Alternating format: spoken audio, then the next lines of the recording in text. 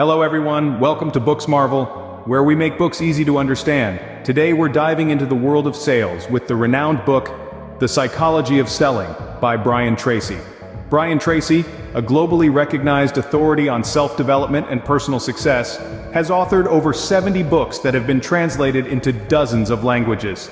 His work in the field of sales and business success has seen him become one of the most sought-after speakers and trainers worldwide. The Psychology of Selling is a masterclass in understanding the underlying motivations that drive our buying behaviors. It's not just a book for salespeople, but for anyone who wants to influence others, negotiate effectively, or simply understand the complex dynamics of human decision-making. The book delves into the importance of understanding buying psychology, the art of building trust, effective communication, handling objections, and of course closing the sale. It's an insightful exploration of the delicate dance between the seller and the buyer, providing valuable tools to navigate this landscape effectively. Understanding buying psychology is the cornerstone of successful selling. Tracy emphasizes that people buy things because they want or need them. To sell better, we need to understand these wants and needs and how our product or service meets them.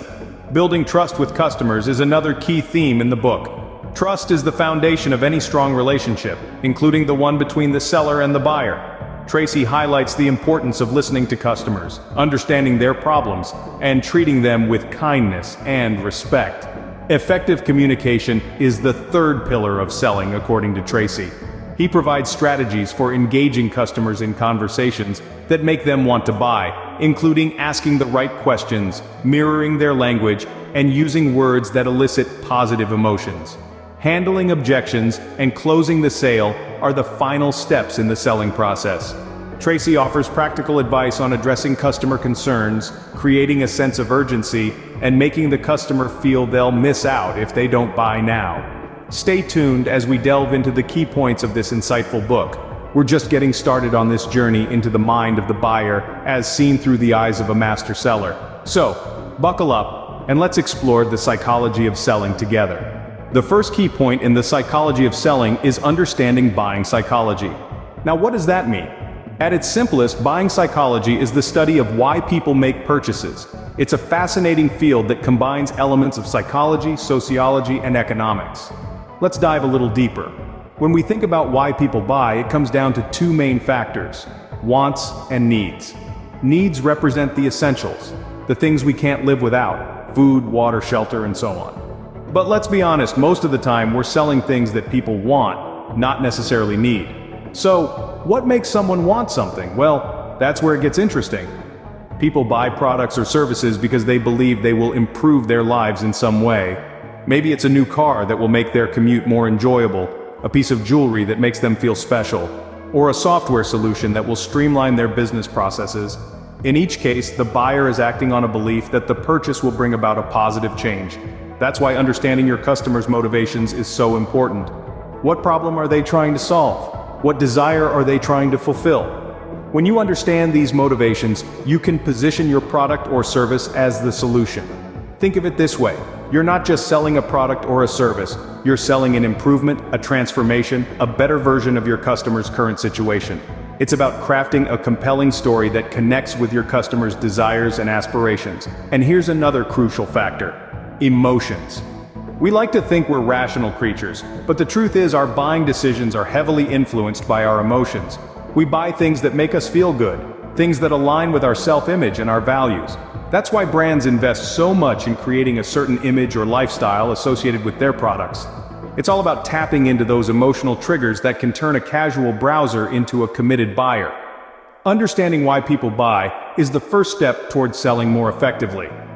By delving into the intricacies of buying psychology, you're not just learning how to sell better, you're learning how to connect with people on a deeper level. And that, my friends, is the foundation of truly effective selling. The second key point in the psychology of selling is building trust with your customers. In any relationship, trust is the cornerstone.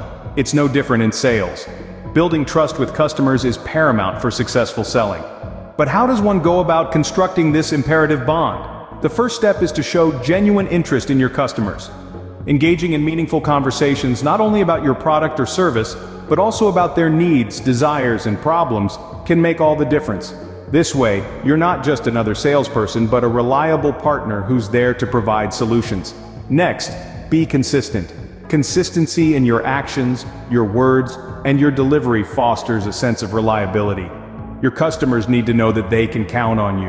Remember, trust is built over time, and it's the little things that ultimately add up to a trustworthy reputation.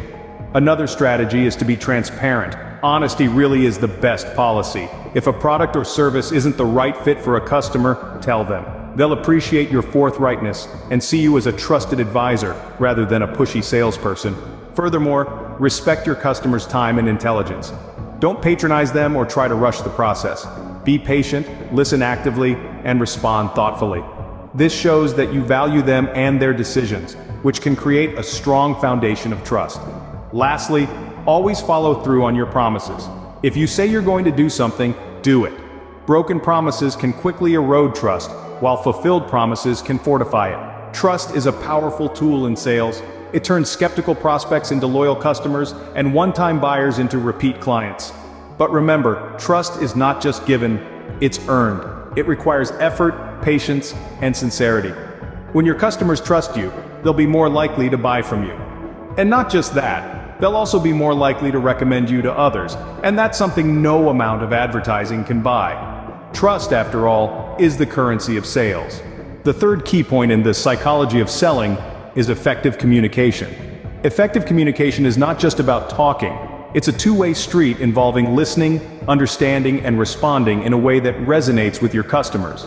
In the context of sales, it's the bridge that connects your product or service to the needs and wants of your customers. Let's imagine a scenario. You're selling an innovative kitchen gadget. Sure, you can list all the amazing features it has, but if you're not communicating in terms that your customer understands and values, it's like speaking in a foreign language. So how do you communicate effectively? First, ask open-ended questions. This encourages your customers to share more about their needs, giving you valuable insights to tailor your pitch. Ask questions like, "What's your biggest challenge in the kitchen?" rather than simply, "Do you cook often?" Next, mirror your customer's language. If your customer calls the gadget a time saver, use the same term. It helps build rapport and shows that you're listening and understanding their perspective. Also, use positive, persuasive language. Words have power. A phrase like, "Imagine how much time you'll save with this gadget," can paint a compelling picture in your customer's mind. And don't forget to keep your body language open and engaging, even if you're on a video call. Non-verbal cues can significantly impact how your message is received. Finally, remember to be genuine. Authenticity goes a long way in building trust, which in turn can influence the buying decision. Why is effective communication important? It's simple. It helps you connect with your customers on a deeper level. It shows them that you understand their needs and are offering a solution that can make their lives easier or better. To wrap it up, effective communication in sales is about understanding, connecting, and persuading. It's about making your customers feel heard, valued, and confident in their buying decision. Effective communication is key to making your customers want to buy. The final key points in the psychology of selling are handling objections and closing the sale. It's essential to know that objections are a natural part of the sales process. They're not rejections, but opportunities to clarify and reassure. Common objections may include price, lack of time, or doubts about the product's effectiveness. When you encounter objections, the first step is to listen actively. Understand the concerns behind the objections. This demonstrates respect for the customer's perspective and builds trust. Address objections directly and honestly. If a customer is concerned about the price, for example, highlight the value and benefits of the product. Show how it offers solutions to their problems or fulfills their needs in a way that justifies the cost. Now let's talk about closing the sale. This is where you ask the customer to make a decision. One effective strategy is creating a sense of urgency. This could be done by emphasizing the limited availability of the product, or by highlighting a time-sensitive discount. Remember, the aim is not to pressure the customer, but to help them understand what they stand to gain by making a prompt decision. You could say, "We only have 10 of these left in stock," or "This special discount is only available until the end of the week." Such statements can motivate the customer to act swiftly. To sum up, handling objections is about listening, understanding, and addressing customer concerns. Closing the sale is about encouraging the customer to make a decision, often by creating a sense of urgency. Both are key in turning a conversation into a successful sale.